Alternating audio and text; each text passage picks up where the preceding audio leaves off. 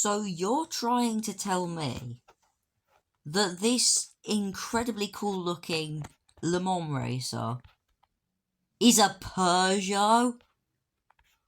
What kind of crack were they on when they designed this? Can they be on crack more?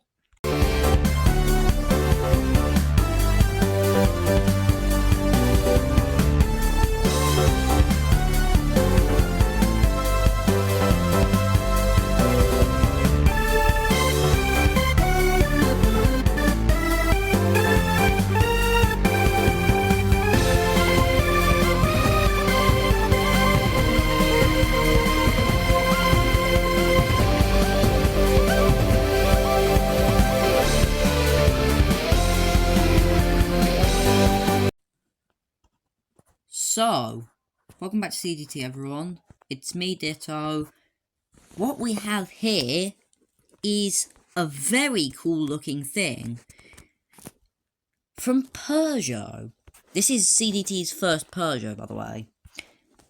And it is absolutely brilliant. A very unique little thing called the 9X8. The 9X8 is part of the 9 series of Peugeots, which tends to be the race cars and the cool concept. Basically everything Peugeot isn't is the 9 series. This actually, though, is one of the first Peugeots in a very, very, very long time to not have an O or a 0, to not just be 3 numbers. And the car previously before that, to not just be 3 numbers, was the little bum-roofed coupe, the RCZ. I don't see any family resemblance. It's the 9X8. The 9 signifying Peugeot's race cars and all the cool, weird stuff. The X signifying the hybrid.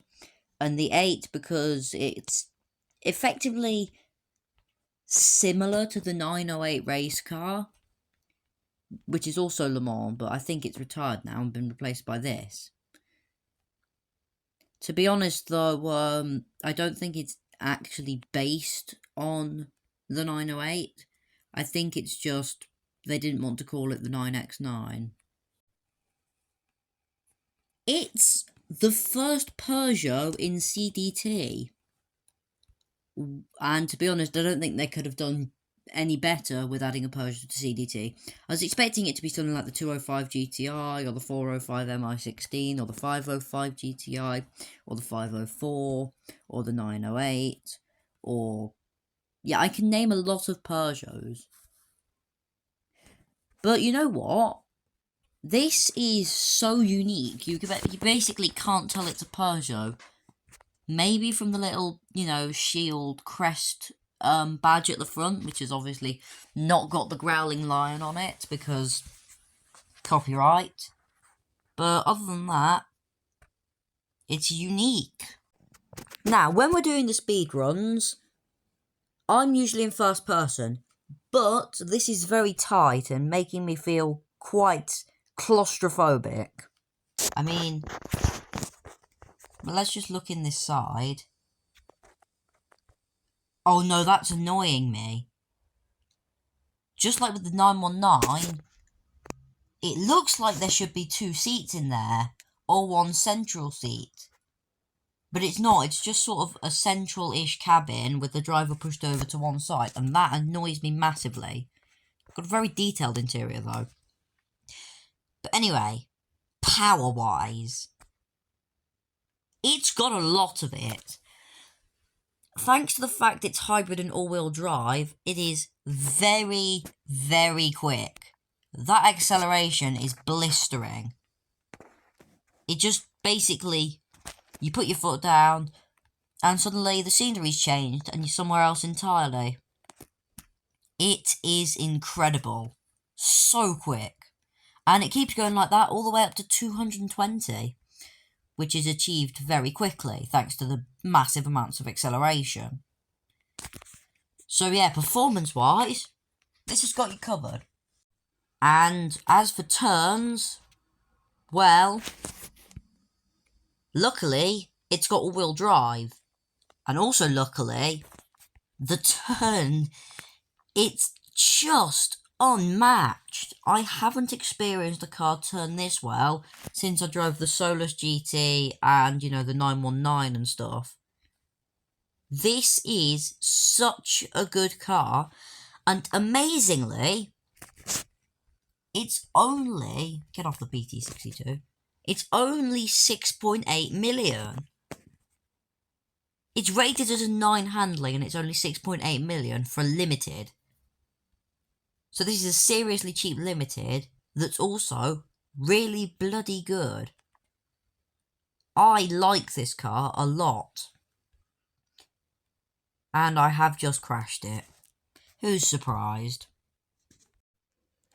So let's find out. Ooh. Okay. Let's try this. Turn in light amount of handbrake. That's not too bad. Bit more power. Oh, I missed the handbrake slightly. Bit of power. Turn in handbrake. It's not too bad. It feels more like it doesn't want to really do this.